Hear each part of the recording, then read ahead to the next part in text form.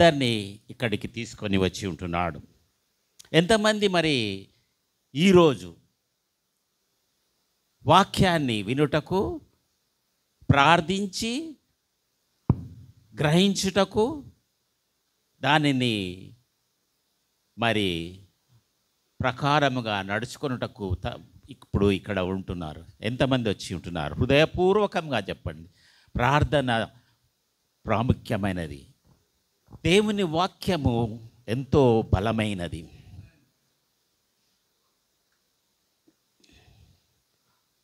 ఈరోజు ఈ సంఘంలో సమస్యలు చూస్తూ ఉంటున్నాం.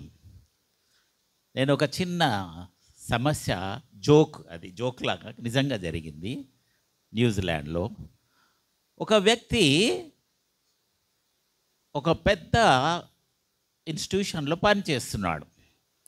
పనిచేస్తూ ప్రతిరోజు ఆయన ఏదన్నా ప్రాబ్లం వచ్చిందంటే బాస్ అతన్ని పిలిచేవాడు. ఆయన బాస్ పిలిస్తే ఇక ఆయనకు ఎంతో భయం. అది ఈరోజు ఏదో బాస్ నన్ను తిడతాడని. ఆయన వెళ్ళకముందు ఏం చేశాడు వాడంట, ఆయన పర్సు బయటికి తీసి పర్సులో ఒక చూసి వెళ్ళేవాడంట. ఇది ప్రతిరోజు ఒక కొలీగ్ ఆయనను గమనిస్తున్నాడు. ఏంటి ఈ పర్సు తీస్తాడు, బాస్ పిలిచినప్పుడు ఓపెన్ చేస్తాడు, చూస్తాడు, మళ్ళీ వస్తాడు, మామూలుగా ఉంటున్నాడు అని ఒకరోజు తట్టుకోలేక ఆ వ్యక్తిని పోయి అడిగిండంట, ఏం చూసిండొచ్చు ఆ పర్సులో ప్రతిరోజు బాస్ పిలిచినప్పుడు? నో, ఆయన భార్య ఫోటోను చూస్తున్నాడంట ప్రతిసారి. అదే చెప్పారా, వైఫైయా? ఆయన భార్య ఫోటో చూస్తున్నట్ట. ఎందుకు అంటే ఇక్కడ బాస్ పెట్టే బాధ లేక కష్టానికంటే భార్య పెట్టే బాధలు ఎంతో ఎక్కువ ఉంటాయంట. అందుకొరకు ఈ సమస్య చాలా చిన్నదిగా అనిపిస్తుందంట. ఇది జోక్. అయితే ఇప్పుడున్న ఈ సమస్యలో మనం అందరము ప్రార్థన ఎంతో ప్రాముఖ్యమైనది. మీరందరూ ప్రార్థన చేశారు.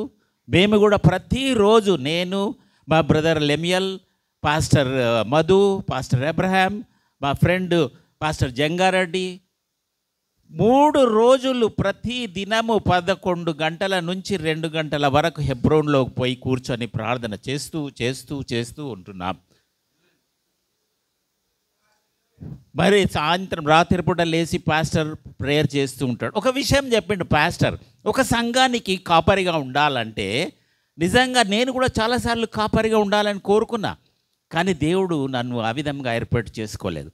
మినిమం 3 నుంచి 5 గంటల ప్రార్థన ప్రతిరోజు సంఘము కొరకు, సంఘస్థుల కొరకు ప్రార్థించే వ్యక్తే సంఘ కాపరిగా ఉంటాడు. ఆయన 6 గంటలు చేస్తా అన్నాడు. 6 గంటలు ప్రార్థన చేస్తాడు.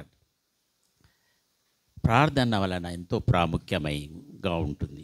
ఈరోజు ఉదయకాల సమయమందు మరి మీ అందరితో మరి ఎన్నోసార్లు ఈ వాక్యాన్ని మీరు విని ఉంటుంటారు, ఎంతో మంది ద్వారా విని ఉండొచ్చు.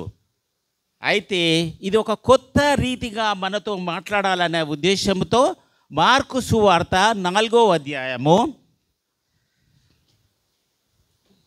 1 నుంచి 20వ వచనం వరకు ఎవరైనా లేచి గట్టిగా చదవండి.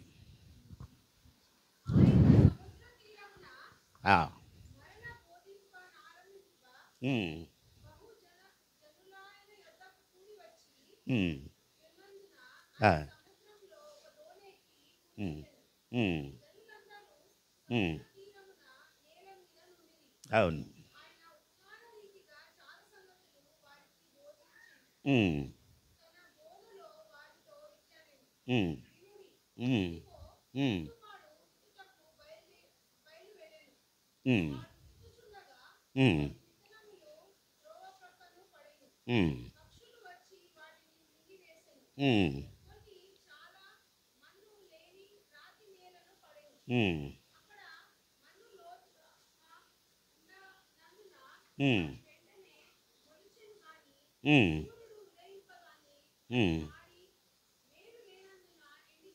ఉమ్, ఉమ్, ఉమ్, ఉమ్, ఉమ్, ఉమ్,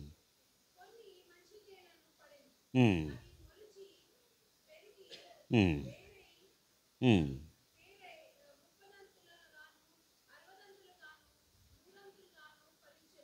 చాలండి తర్వాత చదువుతాను మళ్ళీ. ఇప్పుడు ఇక్కడ చదివినటువంటి వాక్యములో ప్రాముఖ్యంగా 3 విషయాలను గమనిస్తుంటున్నాము. మొట్టమొదటిగా ఏంటి అనగా విత్తువాడు, సోయర్, సోయింగ్ సీడ్, విత్తువాడు విత్తనములను విత్తుచున్నాడు. తరువాత ఈ విత్తనములు కొన్ని మంచి నేల పడ్డాయి, కొన్ని రాతి నేల, ముళ్ళ పొదలు, మరి త్రోవ ప్రక్కన పడినట్లు చూస్తూ ఉంటున్నాం. ఈ ఉపమానము యేసుక్రీస్తు ప్రభువు ఉపమాన రీతిగా ఎందుకు బోధిస్తూ ఉంటున్నాడు? ఎవరైనా చెప్పగలరా? యేసుక్రీస్తు ఎన్నోసార్లు ఉపమానం ఎగ్జాంపుల్ తీసుకొనే బోధిస్తున్నాడు. ఒక పాస్టర్ని అడిగితే ఆ పాస్టర్ ఏమన్నాడంటే ఈజీగా అర్థమయ్యేటందుకు ఉపమానాలు చెప్పి ఉంటున్నాడు అని అంటున్నాడు. కానీ అర్థమైందా వాళ్ళకు? శిష్యులకే అర్థం కాలేదు ఈ యొక్క ఉపమానం. ఎందుకొరకు మరి యేసు ప్రభు ఎప్పుడైనా ఉపమాన రీతిగా మరి వారికి బోధించినట్టు చూస్తుంటున్నాం. మత్తయి సువార్త ఇదే భాగము మరల మత్తయి సువార్తలో కూడా చూస్తూ ఉంటున్నాం. చదవండి. మత్తయి సువార్త 13వ అధ్యాయము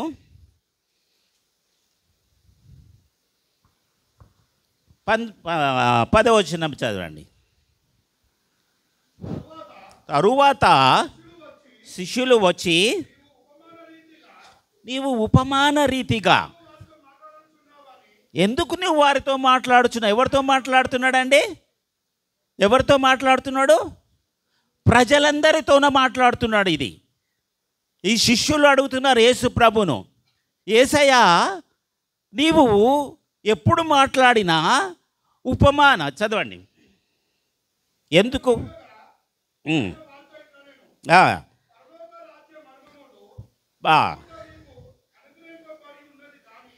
ఎవరికి అనుగ్రహించబడ్డది పరలోక రాజ్యం మర్మము గురించి? శిష్యులకు ఒక్కరికే. అందుకొరకే శిష్యులకు అర్థమయ్యేటట్లే ఈయన ఉపమాన రీతిగా బోధిస్తూ ఉన్నాడు. కానీ నీవు నేను ఎంత ధన్యులమండి! మరి నీవు నేను శిష్యుల కంటే అత్యధికంగా అర్థమయ్యేటట్లు వాక్యము మనకిచ్చి ఉంటున్నాడు. మరి నిన్ను నన్ను శిష్యుల కంటే గొప్ప జన సమూహంగా చేసి ఉంటున్నాడు. ఈ శిష్యులు ఈ యొక్క ఉపమానానికి అర్థం అడిగినప్పుడు అప్పుడు యేసు ప్రభు ఈ కింద విషయాలను చెప్తున్నాడు. చదవండి మార్క్స్ వార్త మరి 4వ అధ్యాయము ఎంతవరకు చదివావు? 10వ వచనం నుంచి మళ్ళీ చదవండి. ఆయన ఒంటరిగా ఉన్నప్పుడు 12 మంది శిష్యులతో కూడా ఆయన చుట్టూ ఉండిన వారు అడిగిరి. అందుకు ఆయన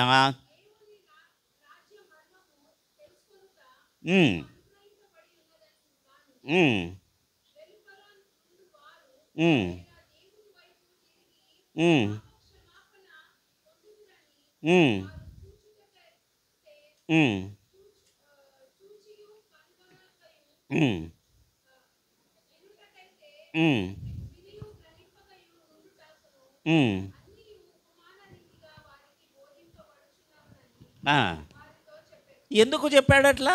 యేసు ప్రభువు ఈ లోకానికి వచ్చిందే రక్షణ సువార్తను ప్రకటించుకొచ్చాడు. అయితే వీళ్ళు ఇతరులు కూడా విని ఒకవేళ మారుమనసు పొంది దేవుని రాజ్యానికి వెళ్ళిపోతారేమోనన్న ఉద్దేశముతో వారికి అర్థం కాకుండా ఉపమాన రీతిగా బోధించినట్టు చూస్తుంటున్నాం. ఆయన యొక్క ఉద్దేశము వేరే ఉంటున్నది. యేసు ప్రభువు మరి ఈ లోకానికి వచ్చింది ఎందుకు?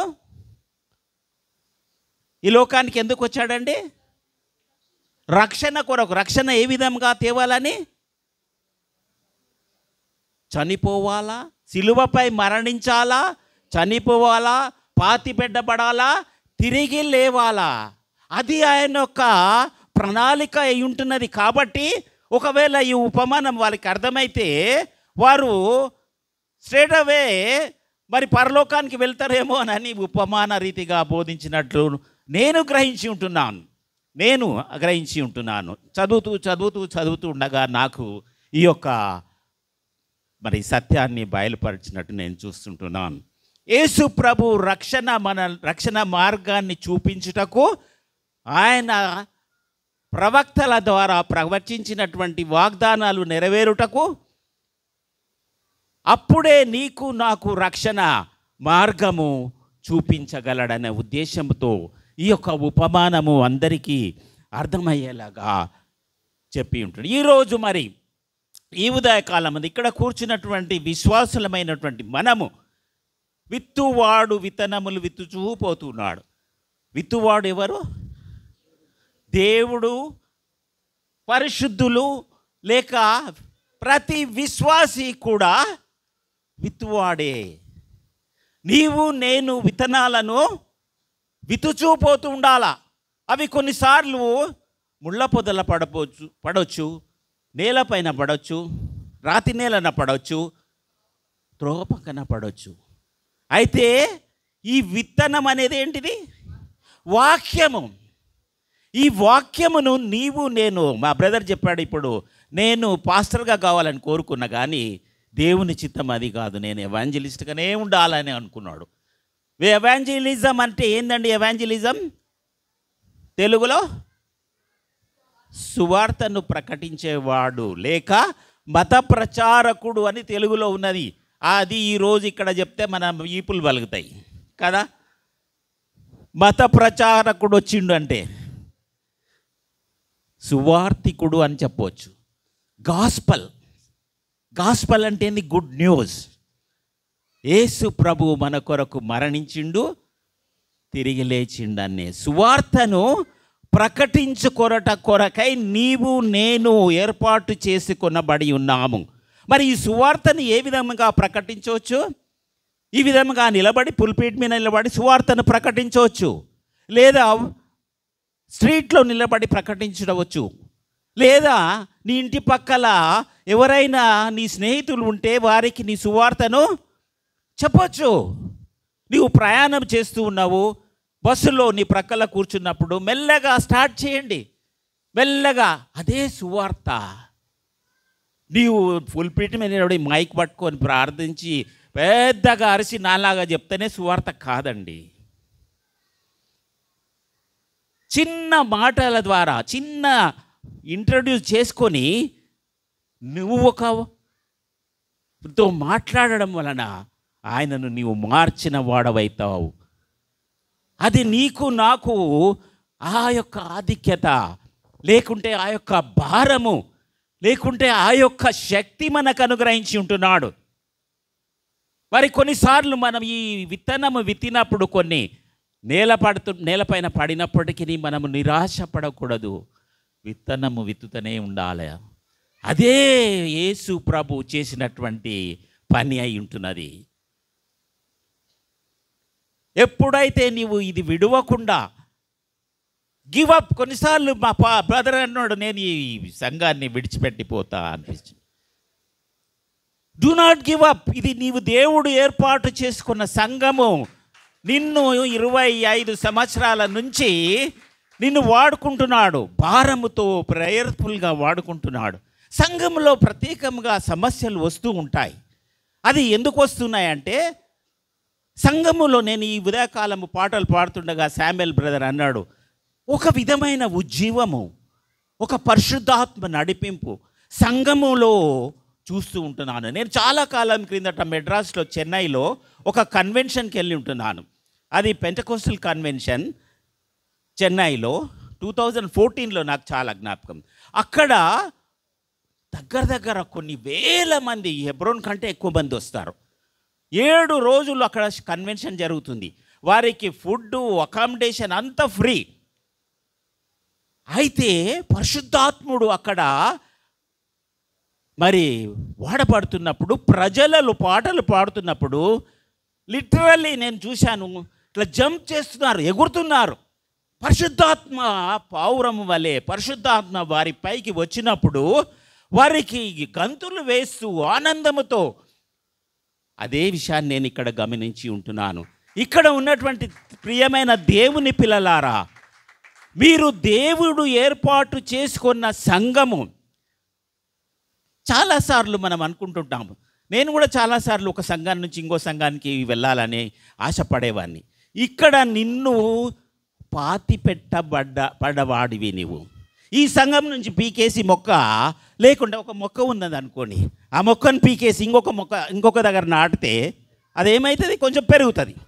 మళ్ళీ అక్కడి నుంచి పీకేసి ఇంకో దగ్గర నాటితే నాశనం అయిపోతుంది, అది పెరగదు, దానిలో జీవం ఉండదు. మరి నీవు నేను ఇక్కడ ఈ సంఘములో ఉన్నాము అంటే అది కేవలము దేవుని కృప అయి ఉంటున్నది, కేవలము దేవుని ఏర్పాటు అయి ఉంటున్నది.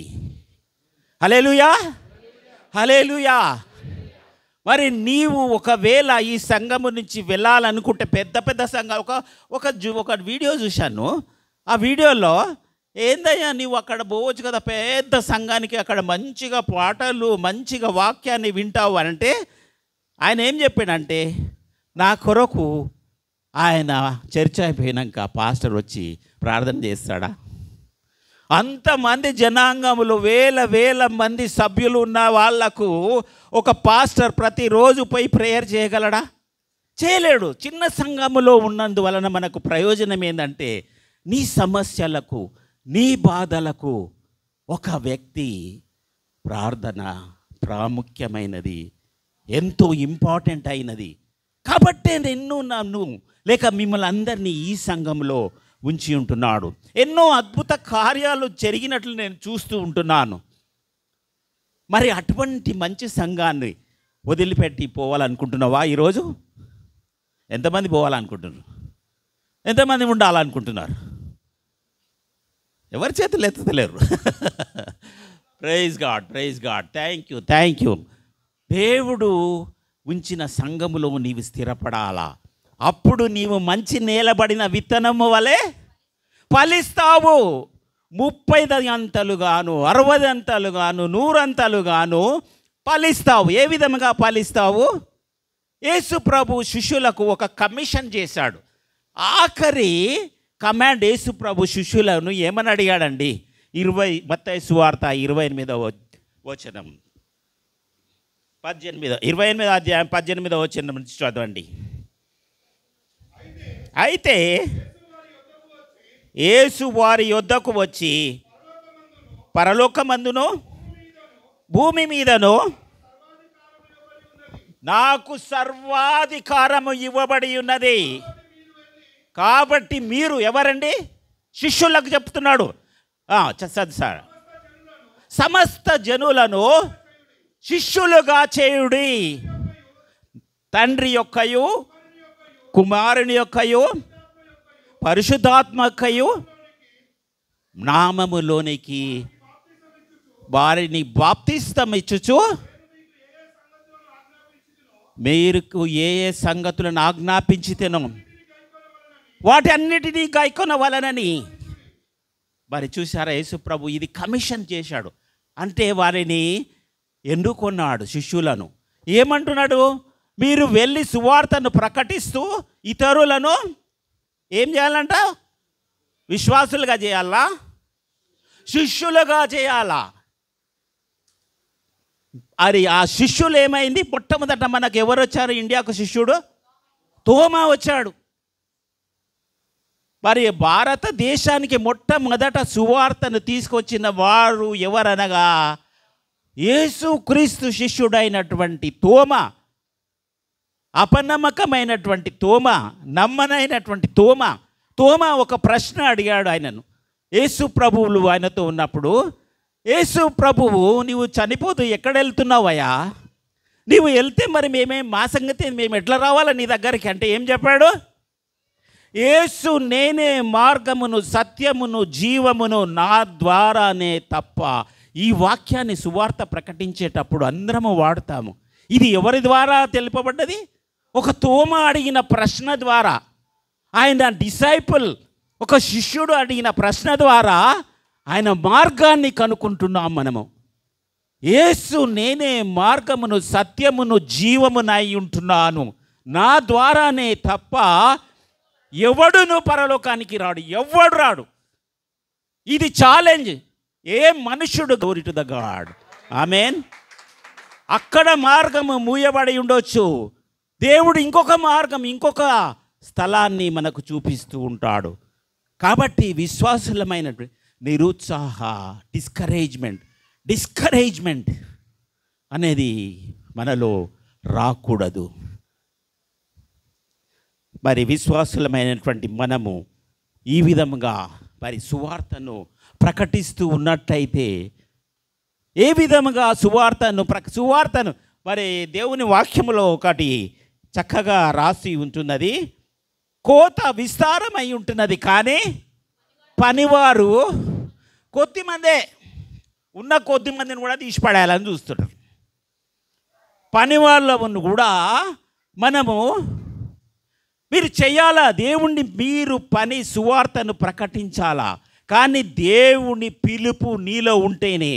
ఒకప్పుడు నేను దేవుని కొరకు ఒక పాస్టర్గా, కొంతమందిని మాత్రమే పాస్టర్గా నియమించిండు, కొంతమందిని ఎవాంజలిస్ట్గా, కొంతమందిని మరి ప్రాఫెసర్ పరిచర్య చేసేవారిగానే. దేవుని వాక్యములో ఉన్నది అది. దేవుని వాక్యములో పాస్టర్స్ గాను, ఎవాంజలిస్ట్ గాను, ప్రాఫెసీ చెప్పేవాళ్ళను, ప్రాఫెసీ చెప్పిన దానికి అర్థం చెప్పేవాళ్ళగాను, ఇలాంటి వరాలను దేవుడు విశ్వాసులమైనటువంటి మనకు అనుగ్రహించుంటున్నాడు. ఆ వరాన్ని నీవు నేను ఉన్నది అది గ్రహించాలా. అది గ్రహించుకొని నీవు ఆ వరాన్ని, ఆ యొక్క గిఫ్ట్ను వాడబడాలా. గిఫ్ట్ ద్వారా వాడబడినట్లయితే నీవు దేవుని మహిమపరచడమే కాకుండా నీవు ఆశీర్వాదము నొందిన వాడవైతావు, నీవు బహుగా ఆశీర్వాదము పొందిన వాడైతావు. నా విషయంలో నేను ప్రార్థన చేసినప్పుడు, లాస్ట్ టైం వచ్చినప్పుడు ఒక విషయాన్ని మీతో పంచుకొని ఉంటున్నాను. ఎబ్బేజు ప్రార్థన గురించి మీతో చెప్పి ఉంటున్నాను కదా. ఎబ్బేజు 4 విషయాలను ప్రార్థించి ఉంటున్నాడు. మొదటి దినవృత్తాంతంలో 4వ అధ్యాయము 9 నుంచి 10 వరకు చదవండి. నీవు నన్ను నిశ్చయముగా ఆశీర్వదించి నా సరిహద్దులను విశాలపరచి, మొదటి రిక్వెస్ట్ ఏంటండి? మొట్టమొదటిది నన్ను ఆశీర్వదించుమని ప్రార్థన చేస్తున్నాడు. ఎబ్బేజు ప్రార్థన ఏమంటున్నాడు? నీవు నన్ను నిశ్చయముగా ఆశీర్వదించి, తర్వాత నా సరిహద్దులను అంటే టెరిటరీస్, లేకుంటే ల్యాండ్స్, లేకుంటే రెస్పాన్సిబిలిటీస్, నీకు నాకు ఒక బాధ్యత ఇచ్చి ఉంటున్నాడు. ఆ బాధ్యతను విశాలపరచుమని ప్రార్థన చేయాల. తర్వాత మళ్ళా ఆయన చేయి మనకు తోడై ఉండాలా. నీవు చేసే పరిచర్యలో కానీ, నీవు చేసే సువార్త ప్రకటనలో కానీ ఆయన చేయి మనకు తోడై ఉండకుంటే నీవు చేసేదంతా వ్యర్థమే. తర్వాత ఎవరు చేస్తారండి ఇటువంటి ప్రార్థన? ఈయన 4 విషయాలను అడుగుతున్నాడు. ఆశీర్వదించాలంట, నా రెస్పాన్సిబిలిటీస్ పెంచాలంట, మరి నాకు తోడై ఉండాలంట, మళ్ళీ నాకు కీడు కూడా రాకూడదంట. ఏ కీడు రాకూడదని ప్రార్థన చేసినప్పుడు ఆయనకి ఏమిచ్చాడు? దేవుడు అతను మనవి చేసిన దాన్ని వెంటనే ఇమీడియట్గా ఆయనకు దయచేసి ఉంటున్నాడు. నీవు నేను ఆ విధముగా ఎబ్బేజు వలె ప్రార్థన చేసినట్టయితే ఆ ప్రార్థనను నీ హృదయపూర్వకంగా, నాకు ఈ యొక్క భారాన్ని నాకు ఇచ్చి ఉంటున్నావు, నా యొక్క టెరిటరీస్ను, నా యొక్క సరిహద్దులను విశాలపరచము, నన్ను నీ కొరకు సాక్షిగా నిలబెట్టుకొనము, నన్ను నీ కొరకు వాడుకొనము, మరియు నీవు నాకు తోడై ఉండాలా, మరి నాకు ఏ కీడు కూడా సంభవించకూడదు అని ప్రార్థన చేసి ముందుకు సాగితే ఆయన మన ప్రార్థనను అంగీకరిస్తాడు. మరి కొన్ని 6 ఎంతవరకు టైం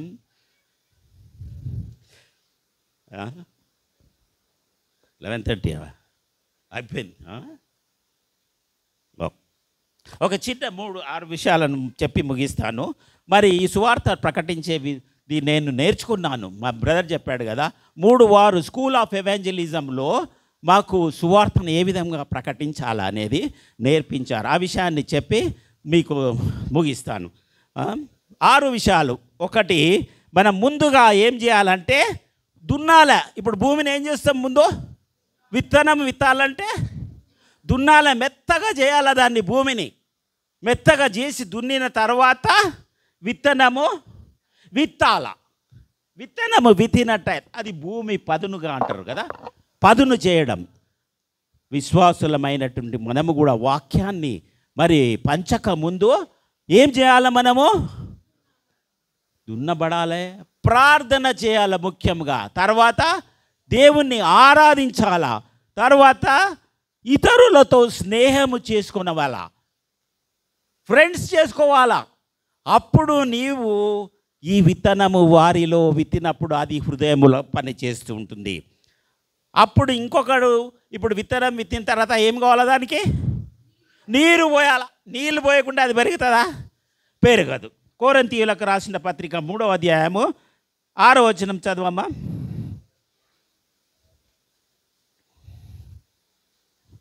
మొదటి కొరింథీయులకు 3వ అధ్యాయం 6వ వచనము. నేను నాటి తిని, అపోలోని చాలు బ్రదర్, నేను నాటి తిని ఇంకొకరు నీరు పోసాను. మరి నీవు మొట్టమొదట విత్తనము విత్తితే అది ఇంకొకరు నీరు పోసి దాన్ని ఏం చేస్తారంట? వృద్ధి చేసేటట్లు చేస్తాడంట. అభివృద్ధి చేసేటట్లు అదే వాక్యంలో ఉన్నది. త్వరగా నేను చెప్పి ముగిస్తుంటున్నాను. అది మళ్ళా తర్వాత అది ఏ విధంగా జరుగుతుందంట? తండ్రి ద్వారానే, యేసుక్రీస్తు ద్వారానే ఈ యొక్క విత్తనము హృదయంలో విత్తబడినప్పుడు అది వాడిలో పనిచేసి అది ఫలింపజేసి 30 60 100 ఫలింపజేస్తాడు. చివరిగా మనం ఇంకోటి ఇప్పుడే చదివాను కదా మత్తయి సువార్తలో, ఇతరులను శిష్యులుగా చేయాలి. ఇతరులను నీవు శిష్యులుగా చేయడం వలన నేను ఒక్కొక్కరు ఒక శిష్యువు ఇద్దరు కలిసి పోవాలంట. నీవు సువార్త ప్రకటించేటప్పుడు ఒక్కరు పోకూడదంట. నేను ఒక్కరినే పోతుంటా కొన్నిసార్లు, కానీ చేసే దేవుడు మహత్స్టార్ కార్యాలు చేసేవాడు.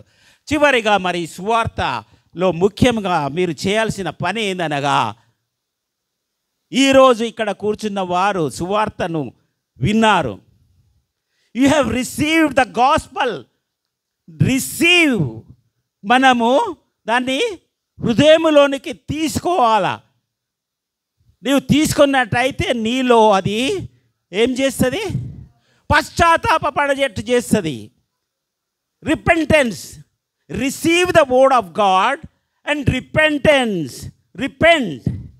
అండ్ దెన్ థర్డ్లీ, మూడోది ఏం చేస్తుంది అంటే అది మనలను రియలైజ్ చేసేటట్లు చేస్తుంది. మనకు ఈ వాక్యము ఎంతో బలమైనది అనేటువంటి రియలైజేషన్ తీసుకొస్తుంది. ఫస్ట్ ఏం చేస్తుంది అది వాక్యము? We will receive and then repent. తర్వాత రియలైజ్. మనము ఎందుకొరకు దేవుడు ఈ వాక్యము నాలో ఉంచాడనేది రియలైజ్ కావాలి. 4వది ఏమవుతుంది అంటే అది రిసీవ్ చేసుకున్నాక రిజాల్వ్ అంటే కొన్ని సమస్యలు అవి వచ్చినప్పుడు, డబ్బు సమస్య అది ఇది వచ్చినప్పుడు మనము కాంప్రమైజ్ కాకూడదు. రిజాల్వ్ కావాలా. తర్వాత ఆ 4 విషయాలు అయిన తర్వాత దెన్ వి విల్ రిజాయిస్. ఆ వాక్యముని హృదయములో receive, repent, realise and resolve and then you will rejoice. నీవు ఆ వాక్యము నీలో ఉన్నంత వరకు నీవు ఎంతో సంతోషంగా రిజాయిస్ చేస్తూ ఉంటావు. అప్పుడు ఆఖరిగా ఏమవుతుందంట? రిప్రొడ్యూస్. ఆత్మలను నీవు విత్తినది ఏమవుతున్నదంటే, రాత్రి వేసినటువంటి విత్తనాలు ఏమవుతాయి? పప్ అని పైకి ఎట్లా విత్తనాలు మొలుస్తూ ఉంటాయో ఆ విధంగా విశ్వాసులమైనటువంటి మనము వాక్యము నీలో ఉంచుకొని నీవు వాక్యాన్ని ప్రకటిస్తూ ఉన్నట్లయితే నీ యొక్క సువార్త లేక నీ యొక్క రెస్పాన్సిబిలిటీ ఎంతో అభివృద్ధి చేస్తానని సెలవిచ్చి ఉంటున్నాడు. మరి ఎంతమంది ఈ మధ్యాహ్న కాలమందు మరి సువార్తను ప్రకటించుటకు ధైర్యముగా ముందుకు వెళ్ళాలని కోరుకుంటున్నారు? హల్లెలూయా, హల్లెలూయా. దేవుని ఏర్పాటు నీలో నాలో ఉన్నట్టయితే అది వాక్యము ఫలించే ద్రాక్షావల్లి వలె విస్తరింపజేస్తానని అంటూ ఉన్నాడు. మనమందరము కూడా అలా చివరిగా ఒక విషయాన్ని చెప్పి ముగిస్తాను. Fat, we have to become fat అంటే దొబ్బగా కావడం కాదు. ఒక వ్యక్తి చెప్పిండు, మాకు నేర్పించింది, ఫ్యాట్ కావాలంట. ఫ్యాట్ అంటే ఎఫ్ అంటే ఫెయిత్ఫుల్. ఫెయిత్ఫుల్ని ఏమంటారు తెలుగులో? విశ్వాసము లేక నమ్మకము. ఫెయిత్ఫుల్గా ఉండాలా. వాక్యానికి ఫ్యాట్ అనగా ఫెయిత్ఫుల్గా ఉండాలా. తర్వాత ఏమొస్తుంది వర్డ్? ఏ ఏంటంటే అవైలబుల్. ఎల్లప్పుడూ నీవు సువార్తను ప్రకటించుటకు అవైలబుల్ ఉండాలా. మూడోది ఏంటి? టీచబుల్. టీచర్ ఉంది కాబట్టి ఆమె వెంటనే టీచబుల్ అని చెప్పింది. We have to teachable. మనము ఈ మూడు ఉన్నట్లయితే faithful, available, teachable, you will become reproducible. ఫ్యాటర్. ఆ పరిశుద్ధాత్మ దేవుడు మనందరికీ ఈ యొక్క మరి వాక్యాన్ని మన హృదయంలో ఉంచుకొని ఇతరులను మరి తన వైపు, యేసు వైపు తెచ్చే పిల్లలుగా చేయాలని దేవుణ్ణి ప్రార్థిస్తూ ఉంటున్నాను. Thank you for everyone hearing my message. అందరికీ అర్థమై ఉండొచ్చు. దేవునికి ఏం మహిమ కలుగును గాక. ఆమేన్. Thank you.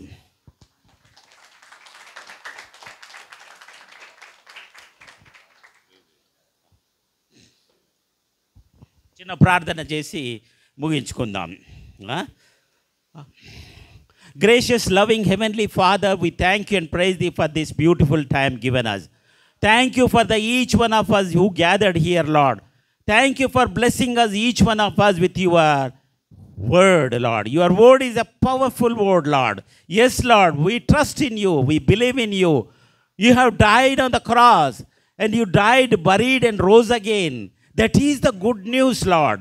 Yes, Lord, we need to proclaim the gospel to the unsaved souls.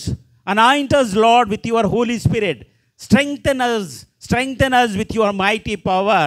Lord Jesus, we ask, Lord, your precious blood, cover under your precious blood, Lord, to proclaim the gospel.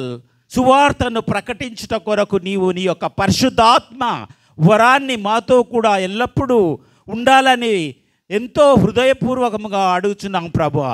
మమ్ములను నీవే చెప్పి ఉన్నావు కదా శిష్యులకు, మనుషులను పట్టే జాలరుగా మారుస్తానన్నావు నాయన. మరి ఇక్కడ ఎవరికైతే అలాంటి ఆశ కలిగి ఉన్నారో అట్టి వారికి నీ కృపను దయచేయము, నీ పరిశుద్ధాత్మ శక్తిని దయచేయము, నీ యొక్క సన్నిధి కాంతిని వారితో కూడా ఎల్లప్పుడూ ఉంచి నీ కొరకు సాక్షులుగా నిలబెట్టుకొనమని, ఈ సంఘాన్ని అభివృద్ధి పరిచి సంఘములో సమాధానమును, శాంతిని మరి దయచేయమని. ఎందుకనగా because you are Jehovah Shalom. Jehovah Shalom నాయనా, నీవు మాకు సమాధానకర్తవై ఉంటున్నావు కాబట్టి సంఘములో సమాధానము, శాంతిని మరి బలమును దయచేయమని యేసుక్రీస్తు అతి పరిశుద్ధ నామమున బ్రతిమాలి వేడుకుంటున్నాను తండ్రి. ఆమేన్.